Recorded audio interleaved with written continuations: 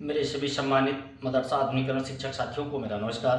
मैं पंकज मिश्रा, मदरसा आधुनिक शिक्षक। दोस्तों, जैसा कि आप जानते हैं कि मदरसा आधुनिकीकरण शिक्षकों की समस्या इस समय काफ़ी गंभीर विषय बना हुआ है और उसी विषय में अब कुछ लोगों का षड्यंत्र काफ़ी आक्रामक तरीके से हावी होता दिख रहा है, क्योंकि राजनीतिक तरीके से तो कोई हल नहीं निकल पा रहा है।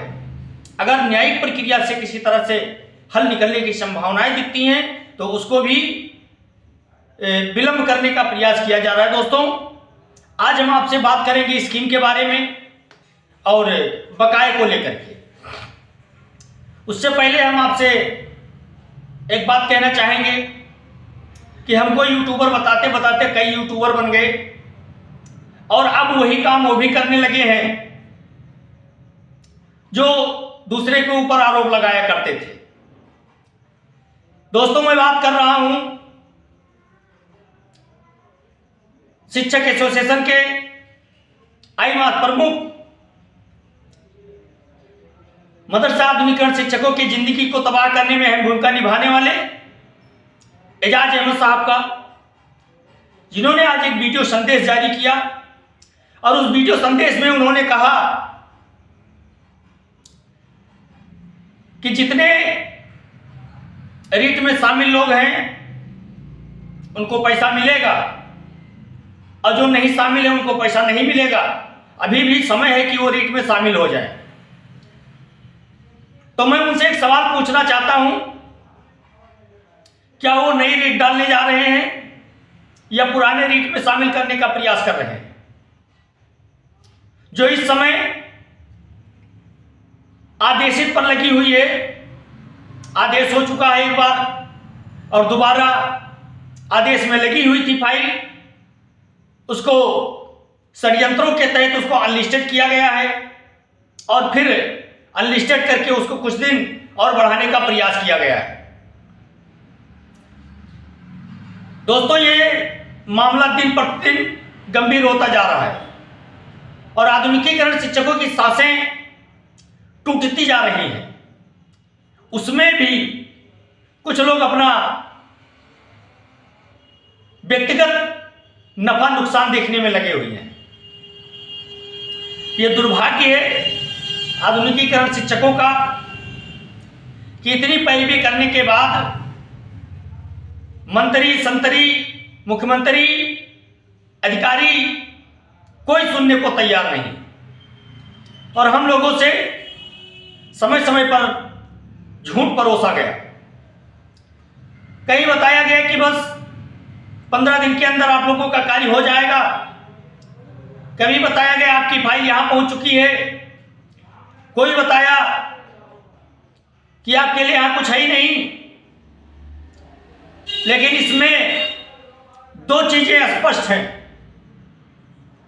एक तो जो मंत्री जी ने कहा कि आपकी फाइल मुख्यमंत्री के पटल पे पहुंची है, यह बात सत्य है, लेकिन मुख्यमंत्री जी ने करने के लिए कहा या नहीं कहा, यह बात अभी संदेह के घेरे में है। क्योंकि हालिया रवैया देख करके मंत्री जी का इससे अनुमान लगाया जा सकता है कि मंत्री जी कहीं ना कहीं एक डैमेज कंट्रोल करने का प्रयास कर रहे हैं। लेकिन दोस्तों, आपको जानकर थोड़ी संतुष्टि होगी कि एकता की टीम लगी हुई है, प्रयास कर रही है। दिक्कत है तो हम लोगों के पास पैसे की दौड़ भाग में भी खर्चा लगता है, आने जाने में भी खर्चा लगता है। और एक चीज और,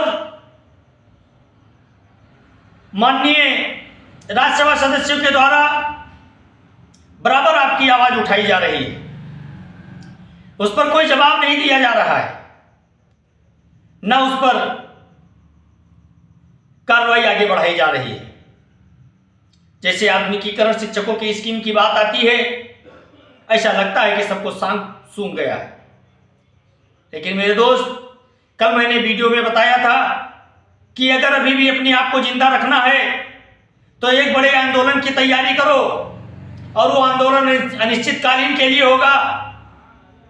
सभी लोगों को एक जगह पे बैठना होगा, केवल फोटो खिंचा करके भागने से कार्य नहीं होगा। और अगर ये चीज करने में आप सक्षम नहीं हैं तो आप मदरसे का पीछा छोड़ दें, अपने अपने घर बैठे अपना अपना कार्य करें। जब कभी भी होगा तो फिर आपको बताया जाएगा कि काम हो चुका है।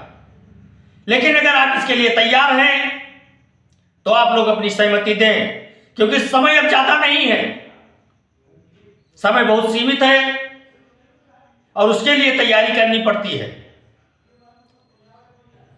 दोस्तों, कोई ऐसा चीज नहीं है कि जिसमें प्रयास करते रहने से सफलता न मिले।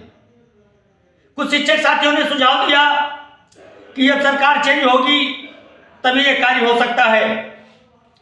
मैं उनके सलाह को नजरअंदाज नहीं करता हूं, लेकिन मैं अपना भी एक अनुभव आपको बताना चाहता हूं। ये तो हम सभी लोग जानते हैं कि अगर सरकार चेंज हो जाए तो हम लोगों का काम हो सकता है, लेकिन हम बताना चाहते हैं जो मेरा व्यक्तिगत अनुभव है कि वर्तमान परिदृश्य देखने से यह साफ झलकता है कि अभी कम से कम एक टर्म और बीजेपी करेगी, और अगर एक टर्म बीजेपी का और लग जाता है तो दोस्तों इधर तो हमारा ये समय जाएगा ही जाएगा। अगर फिर बीजेपी की सरकार बन जाती है तो फिर 5 साल हमको इंतजार करना पड़ेगा। इसलिए जो कुछ करना है हम इसी कार्यकाल में क्यों ना करें। हमको आगे प्रतीक्षा करने से अच्छा है कि जो मेहनत करना है वो मेहनत इसी समय हम कर लें, क्यों अभी 7 साल का इंतजार करें मेरे भाई। रही बात बीजेपी की, तो बीजेपी की हमेशा से नीति ही रही है कि अल्पसंख्यक का विरोध करो, बहुसंख्यक को लालीपाप दो। देना कुछ नहीं है, करना कुछ नहीं है, और सरकार बनती रहेगी। इसलिए मेरे दोस्त, ये बीजेपी का एजेंडा है अल्पसंख्यकों का विरोध करके बहुसंख्यकों का वोट लेना, और इसी तरह से एजेंडा सभी पार्टियों का होता है। और जो विपक्षी पार्टियां हैं वो बहुसंख्यक को गाली दे करके अल्पसंख्यकों को अपना वोट बैंक पर समझती है। इसी वजह से काम ना होने का सबसे मेन कारण है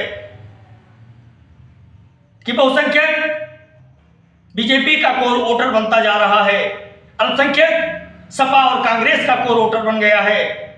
काम ना होने का सबसे मेन कारण है दोस्त। और जब तक हम किसी का भी वोट बैंक बनते रहेंगे तब तक काम की चेष्टा मत करना, क्योंकि वो लोग भी जानते हैं, सियासतदान भी जानता है कि जाएंगे कहां हमको छोड़कर।